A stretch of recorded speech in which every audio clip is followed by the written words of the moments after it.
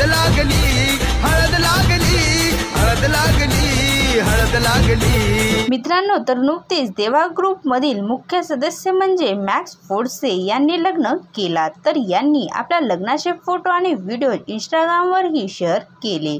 यांचे लग्नाचे फोटो पाहून यांच्या चाहत्यांना धक्का बसला आणि यांचे फॅन्स यांना सोशल मीडियाद्वारे यांच्या पुढील आयुष्यासाठी शुभेच्छा देऊ लागले। तर देवा ग्रुपच्या सर्व सदस्यांनी यांच्या लग्नाला मोठ्या प्रमाणात हजेरी लावली।